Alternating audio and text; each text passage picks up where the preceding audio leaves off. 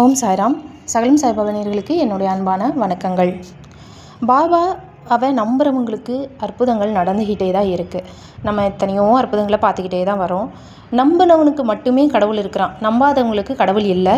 அந்த மாதிரி தான் இன்றைக்கி ஒரு 2 அனுபவத்தை பார்க்க போகிறோம். 2 பேருமே தீவிரமான நம்பிக்கையை பாபா மேலே வச்சுருக்காங்க.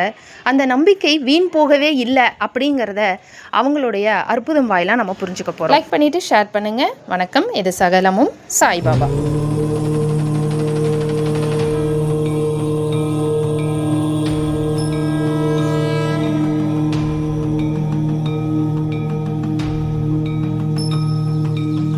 நம்ம ஒரு பொருளை தொலைச்சிட்டோன்னா பாபா கிட்ட கேட்போம், பாபா அது எங்கே வச்சுருக்கேன், கொஞ்சம் கண்டுபிடிச்சி கொடுங்கன்னா கண்டுபிடிச்சி கொடுப்பாரு. எனக்கு நிறையா நடந்திருக்கு.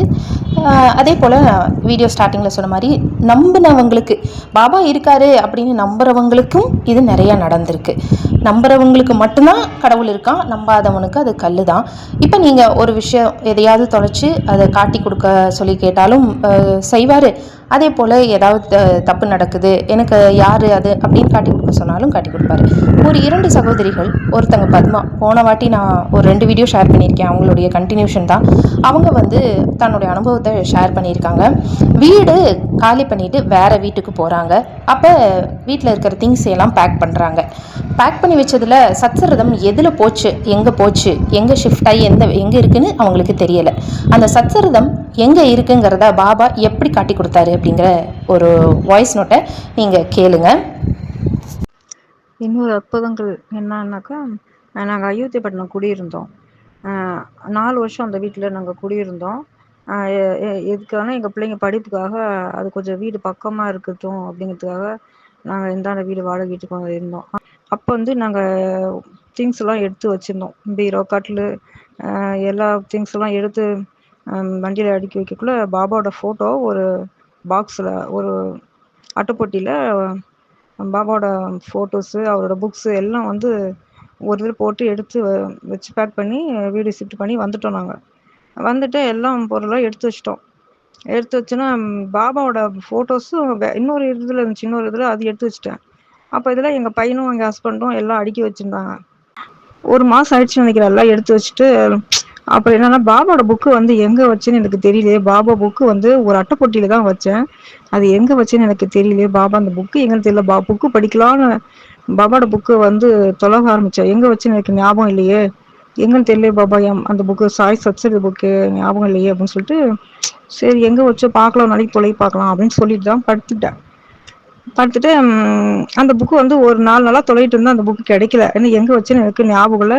ஏன்னா எங்கள் பொருள்லாம் எங்கள் ஹஸ்பண்டும் எங்கள் பையன் தான் எடுத்து வச்சுட்டு இருந்தாங்க. அவங்க எங்கே தூக்கி வச்சாங்கன்னு எனக்கு ஞாபகம் இல்லை. ஒருவேளை அந்த அட்டைப்பொட்டி இந்த மேலே சென்சிங் மேலே வச்சுருப்பாங்களோ அப்படின்னு நினச்சிட்டு, சரி பார்க்கலாம், எடுத்து தான் பார்க்கலாமே அப்படின்னு நினச்சிட்டு தூங்கிட்டேன். மறுநாள் எங்கள் பையன் நைட்டு தூங்கிட்டு இருக்கிறான். காலைல 3:30 மணி இருக்கும். விடிய காலையில் எழுப்பிடுறான் எங்கள் ஹஸ்பண்டு என்னையும். அப்பா எந்திரிப்பா, எந்திரி, இதில் என்னமோ சத்தம் வருது, எந்திரிப்பா, என்னமோ சத்தம் கேட்குது, இதில் எழுந்திரிச்சு எடு, என்னன்னு பாருப்பா, ஏதோ பூச்சிக்கிச்சு பூந்துக்குச்சா, இல்லை பாம்பு ஏது உள்ளே பூந்துச்சு. ஏன்னா நாங்கள் இருக்கிறது காட்டு சைடு, அதனால பாம்பு ஏது உள்ளே பூந்துக்குச்சு என்னவோ தெரியல, எடுத்து பாருப்பா, இங்கேருந்தா ஏதோ சத்தம் வருது, என்ன 2 பேர் இப்படி தூங்குறீங்க, என்னால் தூங்கவே முடியல, ஒரு சத்தம் கேட்டே இருக்குது அப்படின்னு. என்னால் உனக்கு மட்டும் என்னால் இப்படி சத்தம் கேட்குதுன்னு கேட்குறோம். எங்கள் பையன் ரூமில் தூங்கிட்டு இருந்தான், நாங்கள் ஹாலில் படுத்திருந்தோம். அப்போ இது மேலே தான் இப்போ என்னமோ சத்தம் கேட்குது அப்படிங்கிறான் எங்கள் பையன். என்ன மேலே இருக்குதுன்னு பார்த்தா, அந்த இடத்துல ஒரு பெரிய வெட்டுக்கிளி, அந்த வெட்டுக்கிளி தான் சத்தம் போட்டு எங்கள் பையனை எழுப்பிட்டுருக்குது.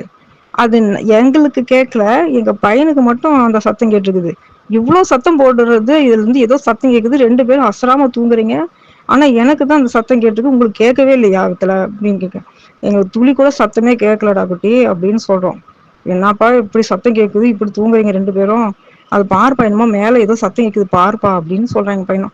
சரின்னு ஒரு ஸ்டூல் போட்டு ஏறி அந்த பொட்டி எடுக்கிறாங்க. அந்த பொட்டியை எடுக்கிறாங்க. பொட்டி எடுத்து திறந்து அதுதான் ஏதோ ஏதோ ஒன்று உள்ளே இருக்குதுப்பா, என்னன்னு தெரியல பாருங்க அப்படிங்கிறான் எங்கள் பையனும். எடுத்து திறந்து பார்த்தா சாய்பாபாவோட சத்சங்க புக்கு மேலே முன்னாடியே இருக்குது. இது என்ன அற்புதம் அப்படின்னா, நான் பாபாவோட புக்கு காணமேன்னு சொல்லிட்டு இருந்தேன் இல்லைங்களா, அந்த புக்கு மேலேயே இருக்கு. அது வெட்டுக்கிளி ரூபத்துல பாபா எங்க பையனை எழுப்பிவிட்டு மேல இருக்கிற புக்கை வந்து காமிக்கிறாரு. அது அவங்க பையன் சொல்றான், பாருப்பா அதுக்குள்ள என்னமோ இருக்குங்கிறான். எனக்கு அப்படியே தெரிஞ்சு போச்சு, இது ஒண்ணு இல்லடா கண்ணு, நீ பயந்துக்காத, ஒண்ணு இல்ல, வெட்டுக்கிளி ரூபத்துல வந்து பாபா வந்து உன்னை எழுப்பிவிட்டு அந்த பொட்டில தான் புக்கு இருக்கு அப்படிங்கன்னு அவர் வந்து கொஞ்சம் ஒரு சமிக்கை கொடுத்து உன்னை எழுப்பி விட்டுருக்கிறாரு. அதுதான் நான் அப்ப தெரிஞ்சிச்சு. அன்னைக்கு குஞ்சு பார்த்தா, ஏன்னா ஞாயிற்றுக்கிழமை பிரதோஷம் அன்னைக்கு அடுத்து மணி 3:30 மணி இருக்கும். 3:30 மணிக்கு எழுப்பி போடுறாங்க பையன். பாபா எப்படிலாம் அற்புதங்கள் பண்றாரு பாருங்களேன். அப்படி ஒரு மிராக்கிள்ஸ் பண்ணார். வெட்டுக்கிளி ரூபத்துல வந்து எங்க பையனை வந்து எழுப்பிவிட்டு இந்த புக்கை எடுக்க வச்சாரு விடிகாலைல 3:30 மணிக்கு. இது பாபா பண்ண அற்புதங்கள். தேங்க்யூ சாயப்பா. நான் சொல்லியிருக்கேன், சத்சரிதம் அப்படிங்கிறது சாக்ஷாத் பாபா தான். அது வெறும் புத்தகம் நீங்கள் நினச்சா அது புத்தகம். அதில் பாபா உயிரோடு வாழ்ந்துக்கிட்டு தான் இருக்காருங்கிறது தான் சத்தியமான உண்மை.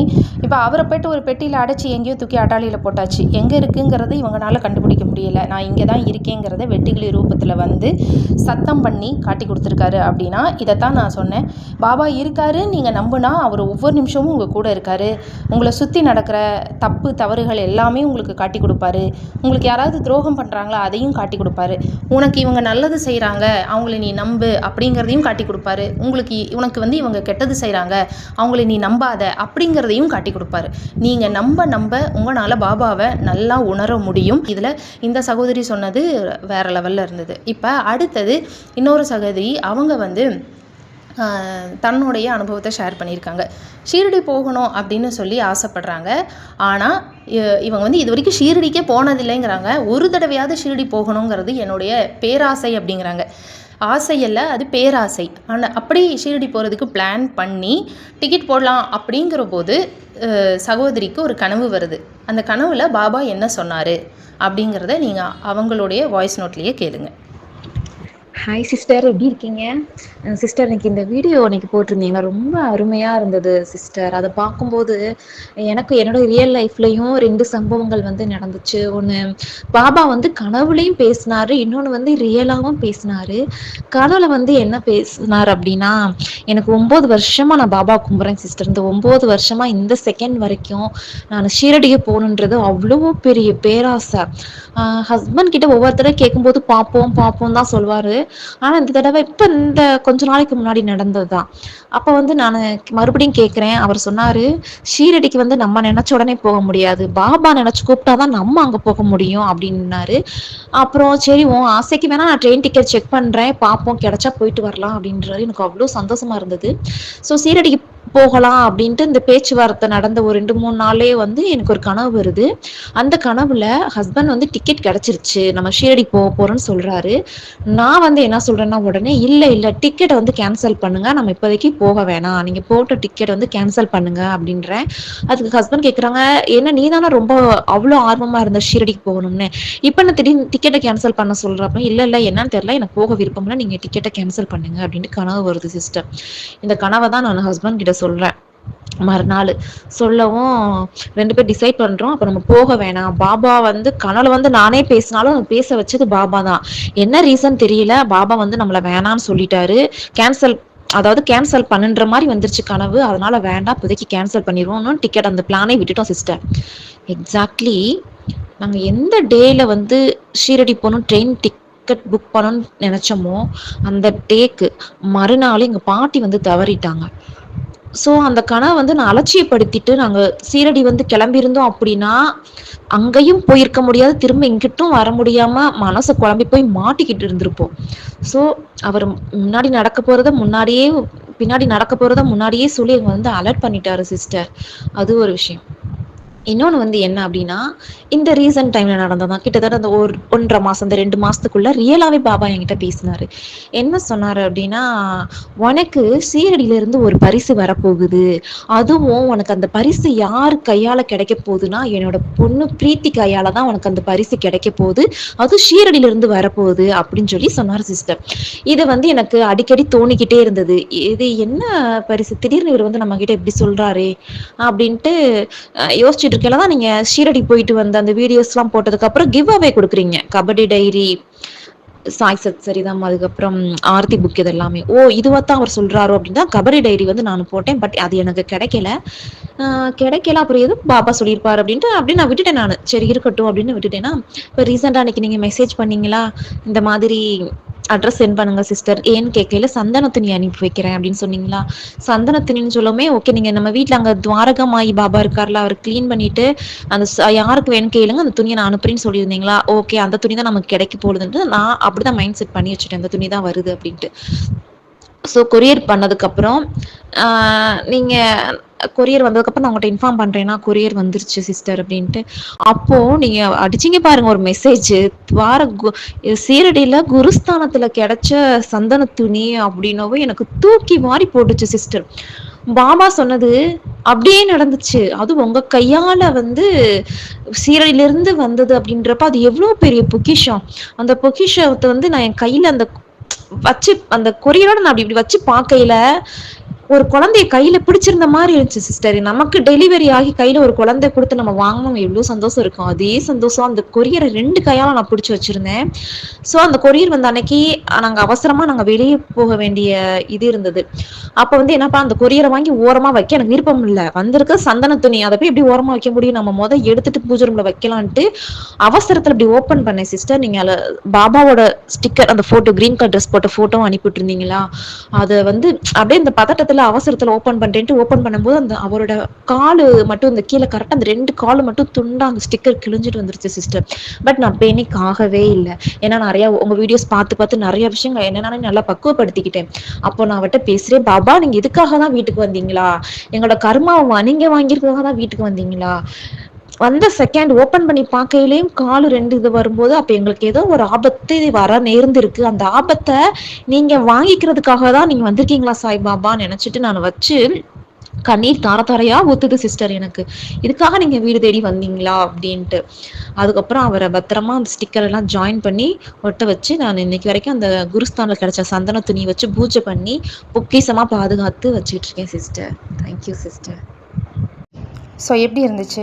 இந்த சகோதரி வந்து என்கிட்ட சந்தன துணி வேணும் அப்படின்னு கேட்கவே இல்லைங்க. நானாக தான் அவங்களுக்கு அனுப்பணும் அப்படின்னு சொல்லி அனுப்பினேன். அப்போ தான் அவங்க வந்து இந்த மாதிரி ஒரு விஷயத்தை ஷேர் பண்ணுறாங்க. ஸோ இதுலேருந்து நமக்கு என்ன புரியுது அப்படின்னா, ஷீரடி போகணும் அப்படின்னு ஆசைப்படும்போது பாபா அதை வேண்டான்னு சொல்கிறாருன்னா அதுக்கு பின்னாடி ஒரு ஸ்ட்ராங்கான ரீசன் இருக்கும். நம்ம சத்சரத்தில் படிச்சிருப்போம், பாபா ஷீரடியில் யார் எத்தனை நாள் இருக்கணுங்கிறத பாபா தான் முடிவு பண்ணுவார். நீ இன்னைக்கு கிளம்பிடு அப்படின்னு சொன்னால் நம்ம கிளம்பிடணும். நீ 3 நாள் இருந்துட்டு அப்புறமா போ அப்படின்னு சொன்னால் நம்ம இருந்து தான் ஆகணும். முடிவு செய்கிறது பாபா தான். நம்ம வாழ்க்கையில் எல்லா முடிவையும் பாபா தான் எடுக்கிறாரு. அண்ட் அவர் எடுக்கிறது தான் சரியாகவும் இருக்கும். அந்த நம்பிக்கையை நீங்கள் அவர் மேலே வைக்கணும். அந்த நம்பிக்கையை நம்ம வச்சுருக்கோமான்னு அவர் டெஸ்ட் பண்ணிக்கிட்டே இருப்பார். உன்னுடைய முடிவில் உன்னுடைய அறிவு மேலே உனக்கு நம்பிக்கை இருக்கா, இல்லை என்னுடைய அருள் மேலே உனக்கு நம்பிக்கை அதிகமாக இருக்கா அப்படின்னு அவர் டெஸ்ட் பண்ணிக்கிட்டே இருப்பார். நம்மளுடைய சிற்றறிவுக்கு என்ன எட்டுதோ அதை தான் நாம் யோசிப்போம். ஆனால் ஒரு பரமாத்மா பார்த்து யோசிச்சு ஒரு முடிவெடுத்தார் அப்படின்னா அதுக்கு மேலே வேறு எந்த பிளானும் இருக்காது, கச்சிதமாக இருக்கும். ஏன்னா அந்தர்யாமியாக இருந்து அத்தனையும் அறிந்தவர் அவர். நம்ம படிச்சிருப்போம், பாபாவுக்கு எதுவும் திரையிடப்பட்டிருக்கவில்லை.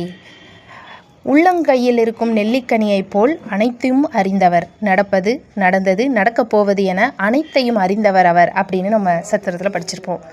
அதுக்கு நல்ல உதாரணம் தான் இந்த சகோதரி சொன்ன இந்த அற்புதம். ஷீரடிக்கு நான் வரமாட்டேன், கேன்சல் பண்ணுங்க அப்படின்னு அவங்க வாயாலேயே சொல்ல வச்சுருக்காரு கனவில். அப்போ கனவுல பேசுனது இவங்க இல்லை, பாபா. அதே போல் வெட்டிக்கிளி ரூபத்தில் நான் இந்த இடத்துல இருக்கேன் அப்படிங்கிறத தட்டி சவுண்டு கொடுத்து காட்டி கொடுத்துருக்காரு. ரொம்ப நல்லா இருந்தது. இந்த 2 அற்புதமும் எனக்கு ரொம்ப பிடிச்சிருந்தது, ஷேர் பண்ணிக்கிட்டேன். உங்களுக்கு எப்படி இருந்தது, பிடிச்சிருந்ததா அப்படிங்கிறத எனக்கு கமெண்ட் பாக்ஸில் கமெண்ட் பண்ணிவிட்டு வீடியோ மறக்காமல் லைக் பண்ணிடுங்க. மீண்டும் நம்ம இன்னொரு வீடியோவில் சந்திக்கலாம். நன்றி, வணக்கம். ஓம் சாய்ராம். ஸ்ரீ சாயியை பணிக, அனைவருக்கும் சாந்தி நிலவட்டும். ஜெய் சாய்ராம்.